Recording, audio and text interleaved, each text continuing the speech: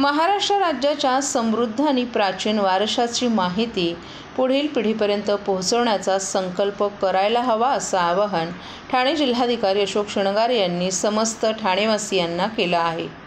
महाराष्ट्र दिनाच्या 64व्या वर्धापन दिनानिमित्त मुख्य शासकीय ध्वजारोहणाचा समारोह ठाणे जिल्हाधिकारी अशोक शृंगारे यांच्या हस्ते पोलीस क्रीडा संकुल साकेत मैदान येथे उत्साहात संपन्न झाला। त्यावेळी ते बोलत होते। यावेळी ठाणे महानगरपालिका पालिका आयुक्त सौरभ राव, ठाणे पोलीस आयुक्त आशुतोष डुमरे, पोलीस सह आयुक्त डॉक्टर ज्ञानेश्वर चव्हाण, मुख्य कार्यकारी अधिकारी छायादेवी शिसोदे, जिल्हा पोलीस अधीक्षक डॉक्टर DS स्वामी तसंच इतर अधिकारी, कर्मचारी आणि नागरिकही मोठ्या संख्येने उपस्थित होते। समारंभाच्या सुरुवातीसच पोलीस दलाच्या पथकानं राष्ट्रीय ध्वजास मानवंदना दिली। तसंच यावेळी राष्ट्रगीत आणि राज्यगीताची धूनही वाजवण्यात आली। सर्वप्रथम शृंगारे यांनी महाराष्ट्र दिनाच्या 64व्या वर्धापन दिन समारंभानिमित्त महाराष्ट्र राज्य निर्मितीसाठी संयुक्त महाराष्ट्र लढ्यात सहभागी झालेल्या आणि आपल्या प्राणाची आहुती दिलेल्या हुतात्म्यांना अभिवादन केलं। ते आपल्या भाषणात पुढे म्हणाले की आजचा दिवस हा आपल्यासाठी खूप महत्त्वाचा आहे। राज्याच्या समृद्ध इतिहासाचे, संस्कृतीचे आणि महाराष्ट्र धर्माचं प्रतीक म्हणून आजच्या या मंगलमय दिवसाकडे पाहता येईल। महाराष्ट्र दिन हा राज्यातील लोकांना एकत्र येण्याचा आणि त्यातून आपली संस्कृती, समृद्ध वारसा आणि प्रगतीचा आलेख मांडण्याचा दिवस आहे। कामगार आणि कष्टकऱ्यांच्या श्रमाची दखल घेण्याचा दिवस म्हणून आज आंतरराष्ट्रीय कामगार दिन साजरा होतोय। या दिनामुळे श्रमाची प्रतिष्ठा अधोरेखित झाली असल्याचंही जिल्हाधिकाऱ्यांनी सांगितलं।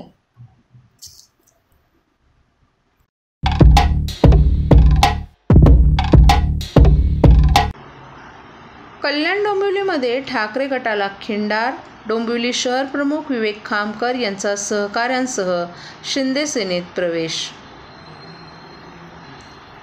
ठाकरे गटाला कल्याण डोंबिवलीमध्ये मोठं खिंडार पडलं असून डोंबिवलीमध्ये तर ठाकरे गट जवळपास संपुष्टात आला असल्याची चिन्ह निर्माण झाली आहेत।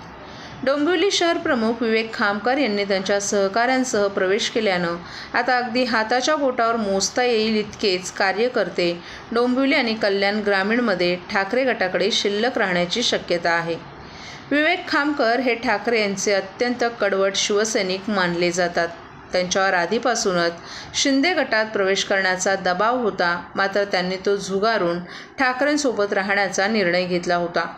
मात्र गेल्या काही दिवसांपासून पक्षात नीट वागणूक मिळत नसल्याची त्यांची भावना निर्माण झाल्यानं त्यांनी अखेरात शिंदे यांच्या उपस्थितीत ठाण्यातील मुख्यमंत्री शिंदे यांच्या निवासस्थानी पक्षप्रवेश केला।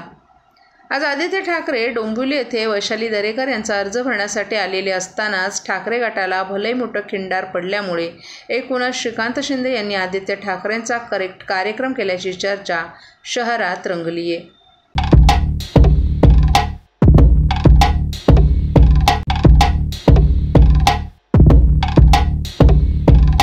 सर्व नागरिकांना आवाहन करण्यात येत आहे की सध्या डासांमार्फत पसरणाऱ्या डेंग्यू या आजाराचा प्रसार रोखण्यासाठी प्रत्येकाने पुढील प्रमाणे कार्यवाही करावी। डेंग्यू आजार एडिस इजिप्ती हा डास चावल्याने होतो। या डासांची पैदास साचलेल्या किंवा साचवलेल्या स्वच्छ पाण्यामध्ये होते। 8 दिवसांपेक्षा जास्त दिवस पाणी उघडे व साचून राहिल्यास त्यात डास अंडी घालतात। अंड्यांच्या अळ्या तयार होऊन पुढे डास तयार होतात। यासाठी आपल्या घरातील पाणी साठे उदाहरणार्थ बॅरल्स, पिंपे, टाक्या, हौद, रांजणे इत्यादी दर आठवड्याला रिकामे करून घासून पुसून कोरडे करून पुन्हा भरावे। 1 दिवस कोरडा दिवस म्हणून पाळावा। पाणी साठ्यांना घट्ट झाकणे बसवावीत किंवा जुनी साडी, चादर, धोतर यांनी बांधून झाकून ठेवावीत, म्हणजे डास त्यात जाऊन अंडी घालणार नाहीत। घराच्या गच्चीवर, आजूबाजूला, अंगणात कोठेही पाणी साचू देऊ नये। भंगार सामान उघड्यावर टाकू नये, उदाहरणार्थ टायर्स, प्लास्टिक सामान, कुंड्या, टाकाऊ वस्तू इत्यादी। अशा सामानात पावसाचे पाणी साठून त्यात डेंग्यूच्या डासांची पैदास होते। घरातील कूलर्स, फ्रीजच्या पाठीमागील ट्रे हे देखील वेळोवेळी कोरडे करावेत। लक्षात ठेवा, नुसत्या फवारणीने डास घनता कमी होत नाही, तर त्यासाठी डास पैदास ठिकाणे नष्ट करणे ही आपल्या सर्वांची जबाबदारी आहे। कोणताही ताप अंगावर न काढता जवळच्या शासकीय रुग्णालयात मोफत औषधोपचार घ्या. अशा प्रकारे नागरिकांनी सहकार्य केल्यास डेंग्यूचा प्रसार रोखणे सहज शक्य आहे.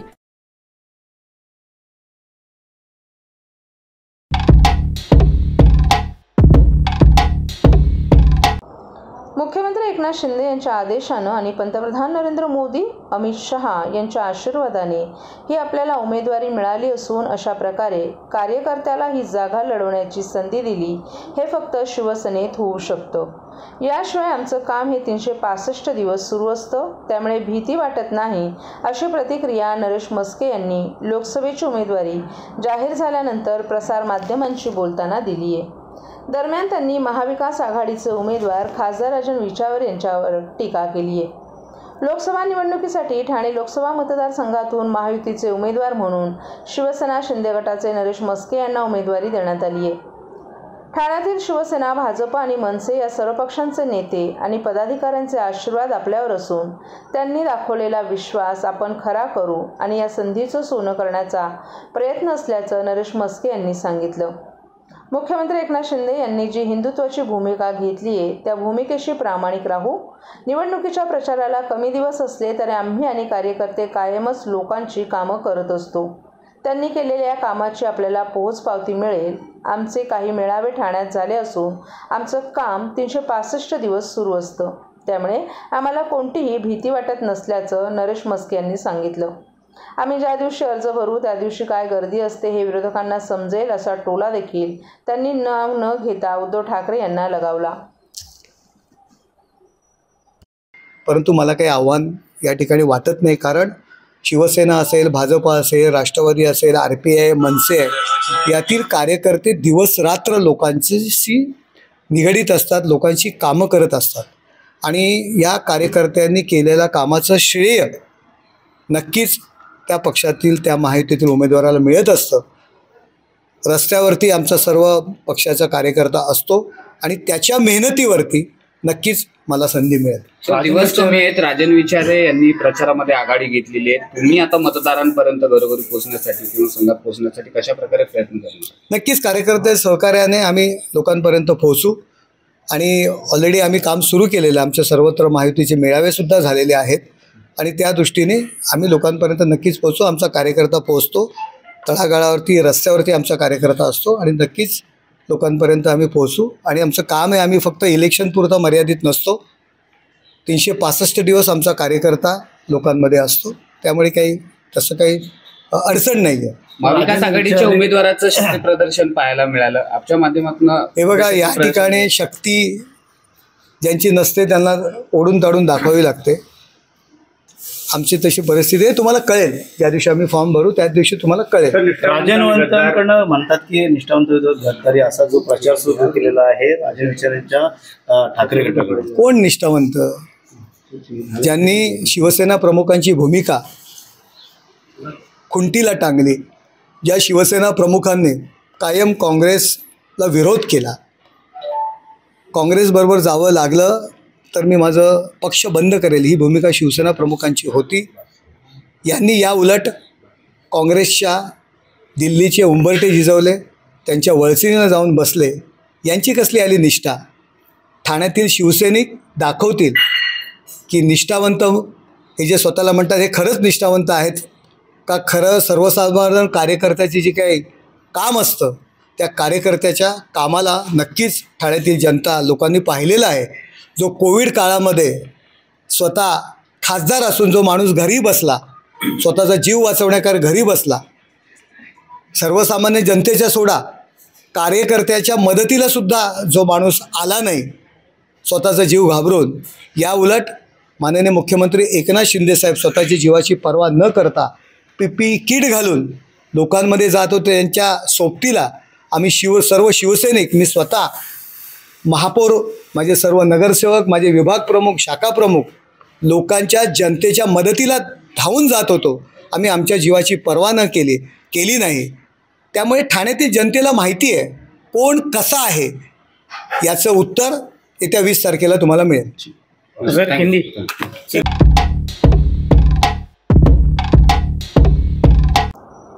महाराष्ट्र राज्य स्थापनेचा 64वा वर्धापन दिन ठाणे महापालिकेतर्फे मोठ्या उत्साहात साजरा करण्यात आला. पाचपाकळी येथील महापालिका मुख्यालयाच्या प्रांगणात सकाळी 7:15 वाजता महापालिका आयुक्त सौरभ राव यांच्या हस्ते ध्वजारोहण करण्यात आलं. राष्ट्रगीत आणि राज्यगीतांच्या सुरावटींच्या पार्श्वभूमीवर अतिरिक्त आयुक्त संदीप माळवी आणि अतिरिक्त आयुक्त प्रशांत रोडे यांच्यासह सर्व अधिकारी आणि कर्मचाऱ्यांनी राष्ट्रध्वजाला सलामी दिली. ध्वजारोहणानंतर महापालिका आयुक्त राव यांच्या हस्ते आंतरराष्ट्रीय कामगार दिनाच्या निमित्तानं गुणवंत सफाई कामगारांचाही सत्कार करण्यात आला. संध्या रामदास पवार, पुष्पा हनुमंत शेलार, छाया सुभाष काकडे, महादेवी साईबान गंधनोर, सुषमा सुदाम पवार, विठ्ठल दामोदर बर्वे, परशुराम दशरथ जाधव, तुषार सदानंद रटाटे, संदीप राम करंजकर, उलिगप्पा रामण्णा शिवलिंग या 10 सफाई कर्मचाऱ्यांना शाल, सन्मानचिन्ह आणि तुळशीचं रोप देऊन सन्मानित करण्यात आलं. ध्वजारोहण सोहळ्यानंतर नरेंद्र बडाल सभागृहात महनीय व्यक्तींच्या प्रतिमांना सर्व मान्यवरांनी वंदन केलं. तसंच शहरातील महनीय व्यक्तींच्या पुतळ्यांना पुष्पहार अर्पण करण्यात आला. महापालिका आयुक्त सौरभ राव यांनी मासुंदा तलाव येथील छत्रपती शिवाजी महाराज आणि कोटनाका येथील भारतरत्न डॉक्टर बाबासाहेब आंबेडकर यांच्या पुतळ्यांना पुष्पहार अर्पण करून अभिवादन केलं. यावेळी अतिरिक्त आयुक्त संदीप माळवे आणि अतिरिक्त आयुक्त प्रशांत रोडे, उपायुक्त जी गोदेपुरे, मनीष जोशी, उमेश बिरारी, तुषार पवार, सचिन पवार, शंकर पाटोळे आदी मान्यवरही उपस्थित होते.